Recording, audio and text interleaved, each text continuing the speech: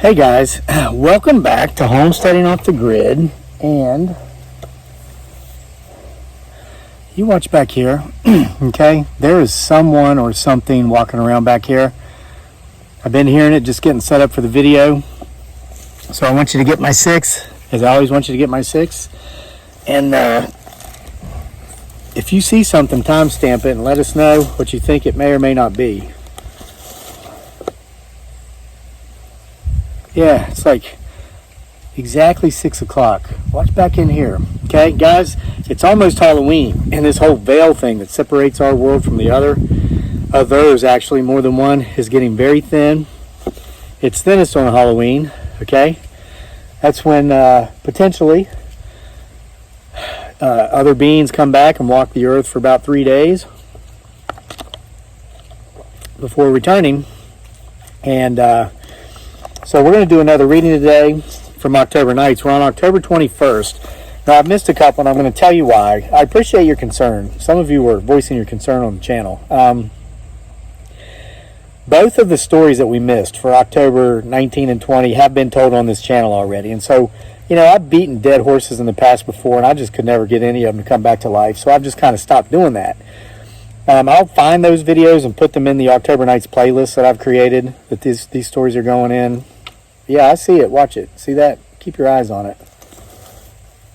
Watch it. I tell you, it's not human. There's some stuff going on around here lately, guys. I've gotten some of it on video, and I'm going to get a lot more of it on video. It's kind of the reason we're doing the reading here earlier today instead of actually doing it, at night.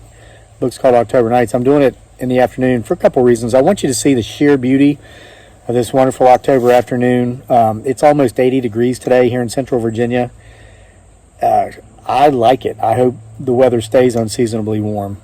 But, you know, when evening approaches this evening, I've got some other things I'm going to be checking on around here, and I might get some video footage of it. So make sure to check back. Today might be one of those twofers. Now, with no further ado, as my beautiful bride dearly, a.k.a. Giggly Girl, would say, let's go ahead and get into today's reading.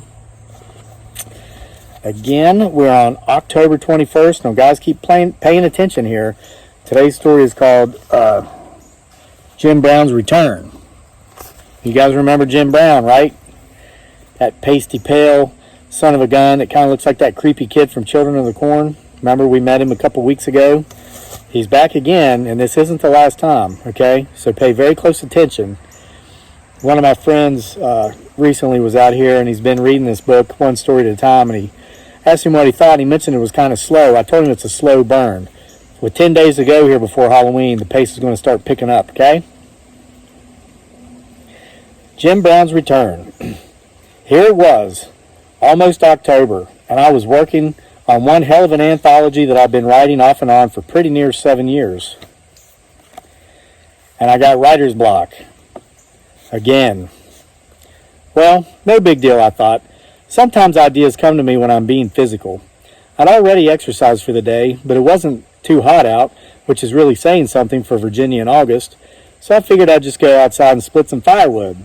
I got 3 truckloads recently from a good friend of mine who'd cut some trees that had fallen on his property up into the stove lengths, but he hadn't split them. So I had plenty of work waiting on me, and so I went outside to get to it, and I'll be damned if it wasn't raining.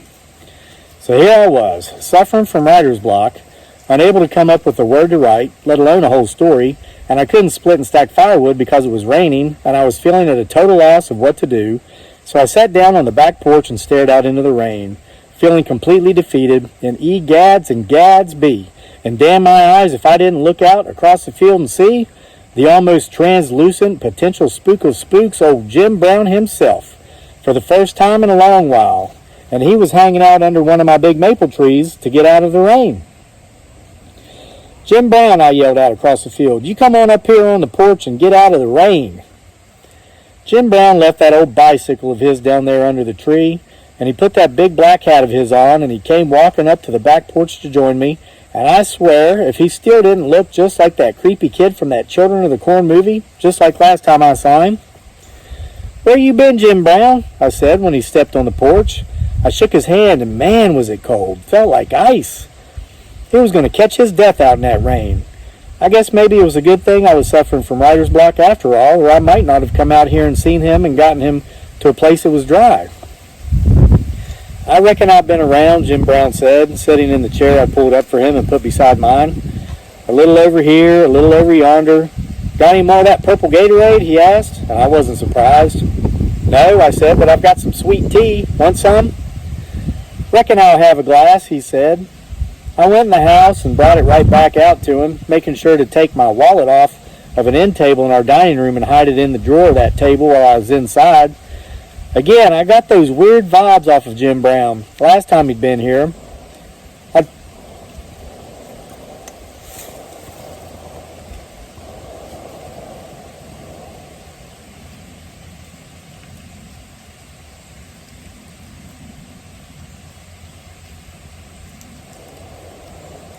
those are gunshots coming from somewhere.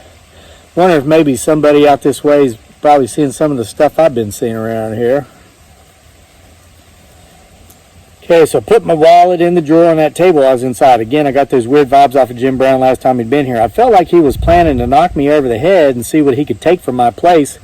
And I did happen to have a crisp new $20 bill in my wallet, and I didn't want Jim Brown taking it. Where's the missus? Jim Brown asked me as I handed him his glass. This question alone made me feel good about having hidden my wallet.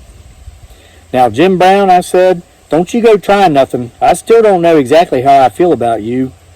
Then why'd you invite me over, he asked, taking a sip of his sweet tea. Because I'm a Southerner, I told him, just like you. We see a man in need, we help. Don't mean we trust him, though. Fair enough, Jim Brown said. Why'd you run out of here like you did last time you was here, I asked him. My wife never even got to meet you, and she was fixing to feed you. Can't help but point out that made you look a little suspicious. Fair enough, Jim Brown said, taking another sip. Tell you what, he said, how about I help you out right now? Earn your trust. Well, how is it you think you could help me, I asked. I don't know, he said. If it weren't pissing the rain down, we could split and stack firewood or something. Why, Jim Brown, I said, were you standing down there under my maple tree reading my mind this whole time? Come on now, Jim Brown said. That's crazy talk. You don't want your wife catching you talking that way. Where is she anyway? Why are you so interested in the whereabouts of my wife, Jim Brown? I said, and I was starting to get that feeling like I wanted to fight this guy again, just like last time he was here. Man, did he ask a lot of personal questions, and something about the vibes he put off just made me angry. Forget it, Jim Brown said. I didn't mean nothing by it. Sit down and let's figure out what I can do to help you out and maybe start to earn some of your trust.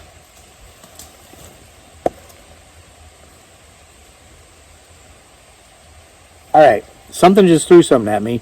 Then I heard a howl from back in the direction in which something threw something at me, and there are no dogs around here.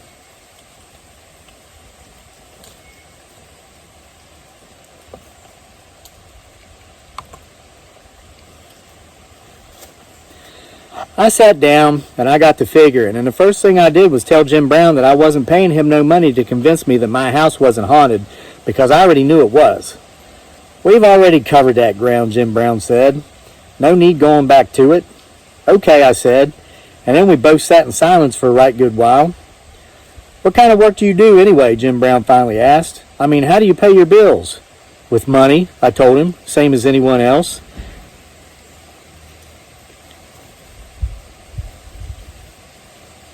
I heard a very loud tree knock.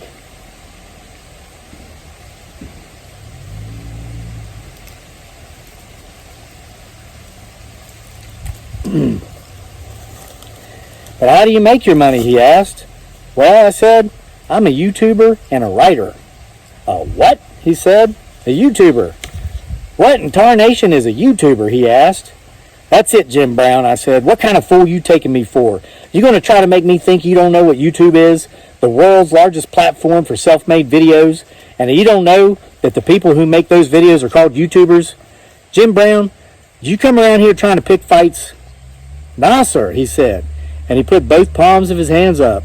I could tell he was being genuine, but how in the name of God's green earth had he never heard of YouTube? I got to thinking about that hat he wore and that bicycle without gears that he rode, and the fact that he did look like that creepy kid from Children of the Corn, and I thought maybe it was possible that he belonged to one of those religious sects that don't use modern technologies. "But how do you really make your money?" he said, and man, did I feel my blood boil.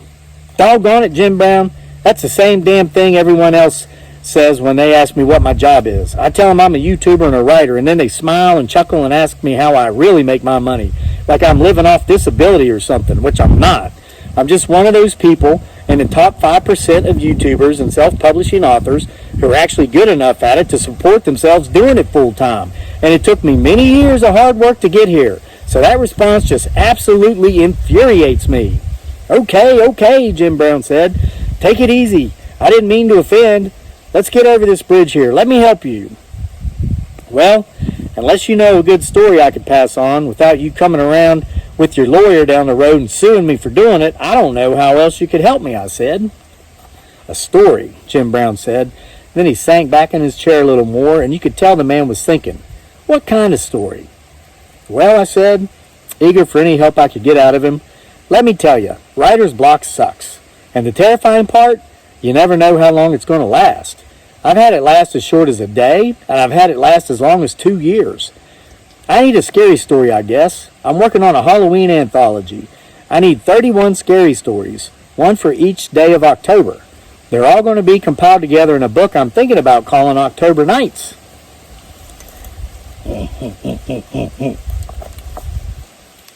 "Nice concept," Jim Brown said. "Creative." And I could tell he was being genuine again. There was no hint of smartassness about him as he spoke. "I got it," he said, coming alive. "I almost fell out of my chair because I had PTSD from the war and all, and loud sudden noises don't suit me." "Look out across your field there," Jim Brown said, pointing as he did, and my eyes followed his fingertips. "Look across the road at your neighbor's place. See all those cows?" "Yeah," I said. "Black Angus," he said. "Yeah," I said. "You know those bulls weigh more than 2,000 pounds?" "I know they're big," I said. "How terrifying would it be," Jim Brown said, "if they all of a sudden realized how big and strong they actually were? What if they decided they weren't going to be kept in by that little piece of wire with the barbs on it, and they were going to step over it and come over here and make mincemeat out of us?"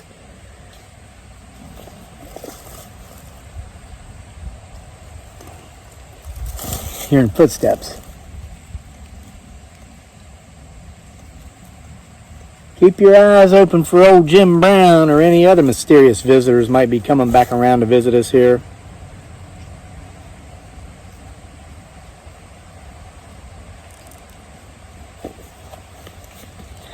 I had to hand it to Jim Brown for his idea, because you have no idea how many times I've thought the same thing. Even though we've got enough land for it, I'll never own horses or cows, and it's for the very reason Jim Brown had said. I am not comfortable trying to continue holding the illusion over an animal that weighs more than my truck that I am superior to it. I've always wondered what might happen if these beasts were to realize the truth. Would the gig be up? I told Jim Brown as much, but I said I don't think the story would work so good in my anthology because I was trying to keep it more paranormal based, not so much actual horror, and I'd already written a story about a serial killing mailman, and I didn't want to push the envelope too far. Well, why didn't you just say so? Jim Brown said, like I'd been holding back the obvious. How do you mean? I asked. Well, you've just made it too easy, he said. I'm not following you, Jim Brown, I said. How about you write a story about interviewing a ghost? What? I said. Yeah, he said, like an interview with a ghost. I said, and then I sat back to study on it a while. That Anne Rice woman did okay with a book called An Interview with the Vampire, and the movie was okay, had that Brad Pitt guy and that Tom Cruise guy in it. Maybe enough time had passed since then that I wouldn't look like I was trying to pull off a knockoff. I'm sure the millennials haven't even heard of that book or the movie based on the book. Why, Jim Brown might have been onto something, and I let him know it. How would it look, I asked. I mean, the setting. Well, he said, it could look like it looks right here, he said. How's that, I asked. Like you're just sitting here on the back porch of your house talking to a ghost while watching it rain.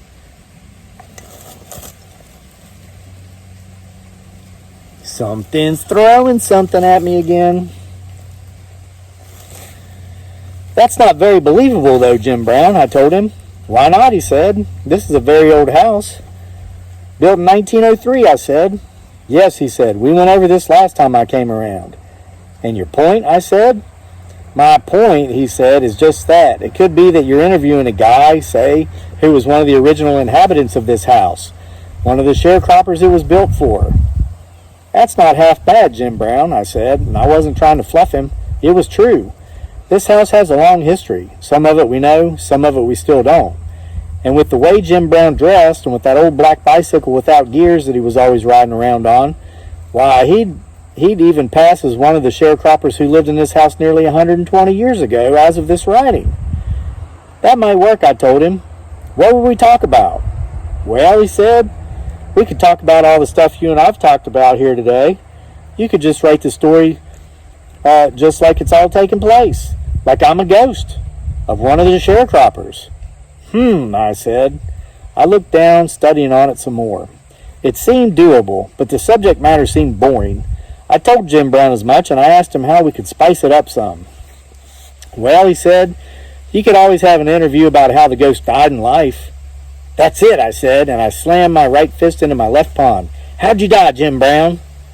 Jim Brown looked at me as if he had pain in his eyes, and I thought of what I'd just said, and realized I was talking crazy talk again, and Jim Brown just didn't want to bring himself to tell me not to be talking crazy talk in case my wife heard me, so I corrected myself.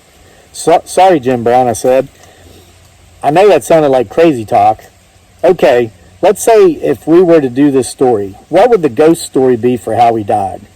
This original inhabitant of the house, this sharecropper from back in 1903. Well, Jim Brown said, looking down and sounding a bit resigned as he spoke, it has to do with my dog. Your what? I said, and all of a sudden I started thinking Jim Brown might put me out of business should he go into writing and YouTubing, because we do have that ghost dog around here, and he knows about it, and being able to just use that as a writing prompt so simply, Jim Brown, I think you might be a genius. Just hear me out, Jim Brown said. You know, back in 1903, there weren't as many people as there are today. I said, listening. And a lot of times, these young men who went around sharecropping, well, the only family they had was their dog, and if someone was mean to their dog, why, one man would kill another over such things. And, well, let's just say that my dog, this ghost's dog, had gotten old and forgetful and didn't hear too good anymore, and because of that, he got clumsy, and maybe he went into the wrong room at night and woke up one of the other sharecroppers, and maybe that man got mad enough after it happened so many times that he kicked the dog, and then maybe the dog's owner caught that old boy out in the fields alone the next day and kicked hell shit out of him, and then maybe, look at that, I said, interrupting Jim Brown. Here comes my wife up the driveway. Just as the rain stopped too, Jim Brown said. You finally get to meet my wife, I said, standing and walking over to the end of the driveway to greet my wife. Honey, I said as she got out of the car, Jim Brown's back. Who? She said. Jim Brown, I said. Remember? The Quaker-looking guy on the black bike? He's out here on the back porch with me. He's helping me write a story for my anthology. My wife reached back into the car and grabbed her purse and then shut the door. We walked around the back porch together, and I'll be dipped in monkey turds if that son of a gun Jim Brown had already run off again. Where is this Jim Brown? My wife asked. I raised my hand and pointed to the big maple tree on the other side of our field. Down by the road, and said, there. Getting on his bike to leave, gosh darn it. My wife got up in my face and did that whiffy thing again and then went in the house like I'd never said a word about Jim Brown. I sat back down in my chair, grateful the rain had stopped, but no longer feeling like splitting and stacking firewood, because now, all of a sudden, I had a story to write. The end. So guys, Jim Brown came back, and he took off running back out of here about as quick as he showed up again. So I hope you enjoyed today's reading. We will be doing another...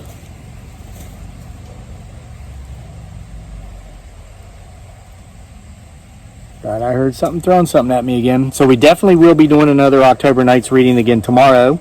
So make sure to be back. We've got 10 days to go before Halloween. I hope the weather is as nice where you are as it is where I am. And I want to thank each and every single one of you for investing your time into coming back to hear these stories. They're available in print or Kindle on Amazon. The link is in the description box below. You can get all the Bigfoot Sasquatch Files volumes there.